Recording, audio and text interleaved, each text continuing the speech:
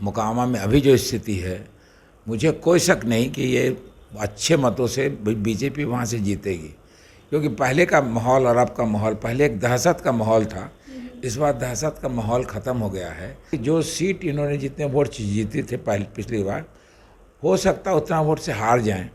और नीतीश जी नहीं गए इस बार वहाँ पे, तो एक दुविधा लोगों में हुई है, वहाँ के महिलाओं में भी एक दुविधा हुई है। यंगर जनरेशन में 99% जो लोग हैं पासवान कम्युनिटी के, वो सब चिराग के साथ अटैच हैं। देखिए, पहले चिराग के नहीं आने पे पासवान लोग उतना एग्रेसिव वे में न उनके साथ थे न हमारे साथ थे, चुप थे, और ये लग रहा था जैसे अंत में डिसीजन करेंगे।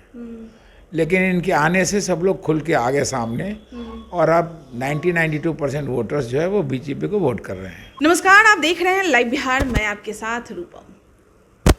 बिहार में 2 जगह उपचुनाव होने वाले हैं। 3 तारीख को वोटिंग होगा और कल से जितने भी प्रचार प्रसार कर रहे थे लोग, अब वह थम गया है।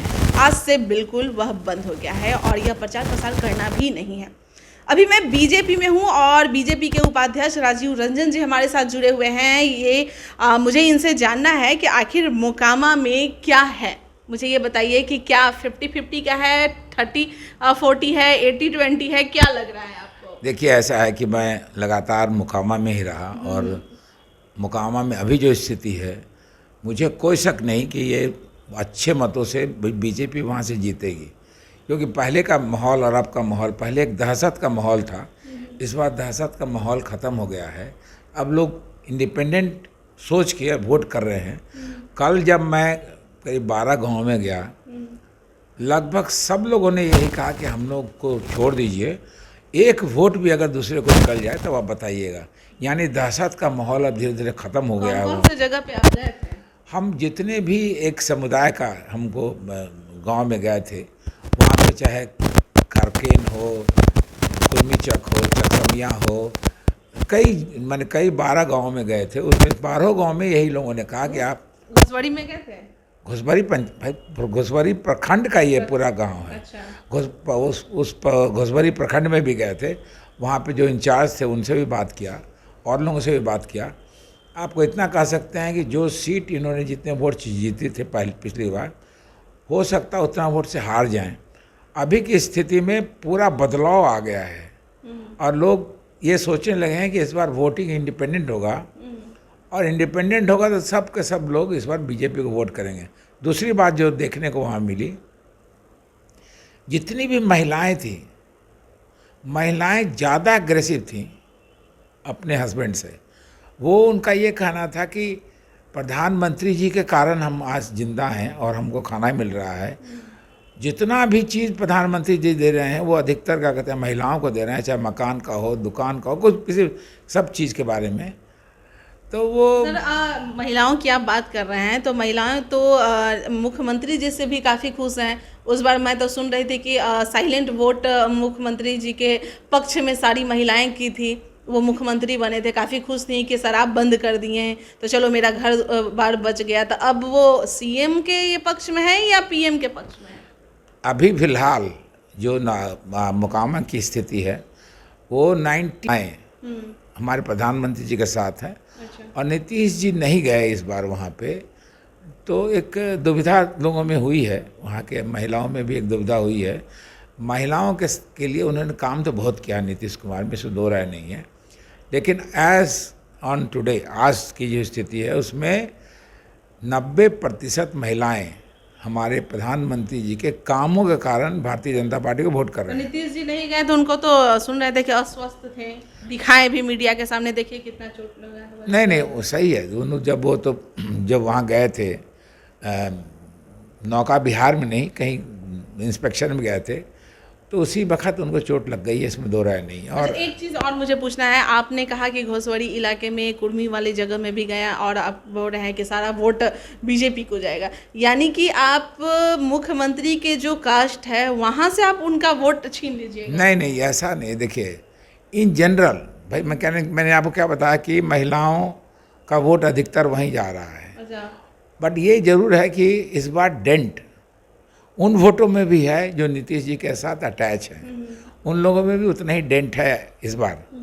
और पहली बार मैंने इतना बदलाव देखा कि जो ट्रेडिशनली जो लोग वोट करते थे नीतीश कुमार को, वो भी अब बदल के भारतीय जनता पार्टी की तरफ हो गए हैं। ये बदलाव मैंने पूरे मोकामा में देखा। अच्छा सर, कुशवाहा और पासवान ये सब के वोटों के बारे में बताइए, क्योंकि ये चिराग पासवान वहाँ गए हैं तो जाहिर सी बात है कुछ तो वोट छीनेंगे ही। देखिए, आपको बताता हूँ, चूँकि रोड के बगल में और कई गांव में मैं जाके पूछा था, यंगर जनरेशन में 99% जो लोग हैं पासवान कम्युनिटी के, वो सब चिराग के साथ अटैच हैं। और लाख कोशिश करने के बावजूद भी ये लोग 7 से 8% से ज़्यादा वोट नहीं ले पाएंगे। 90 से 92% जो वोटर्स है पासवान, उस सब के सब भारतीय जनता पार्टी को मिल रहा है। क्या लग रहा है आपको, कितना पासवान मतलब चिराग पासवान के आपके पार्टी में आने से कितना आपका फ़ायदा है, कितना वोट वो ला पाएंगे? देखिए, पहले चिराग के नहीं आने पे पासवान लोग उतना एग्रेसिव वे में नहीं, न उनके साथ थे न हमारे साथ थे, चुप थे। और ये लग रहा था जैसे अंत में डिसीजन करेंगे।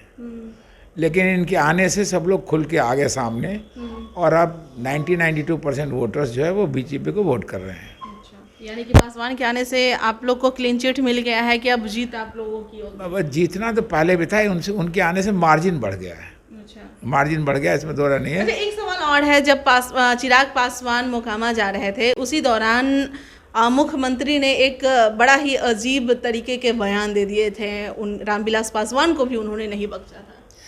देखिए, रामविलास पासवान जी बहुत बड़े नेता थे और उन्होंने अपनी ज़िंदगी में कई महत्वपूर्ण काम किए, और उन्होंने इनको लॉन्च किया था, चिराग जी को लॉन्च किया था पॉलिटिक्स में, और तब से लगातार क्या कहते हैं वो पॉलिटिक्स में रहे हैं।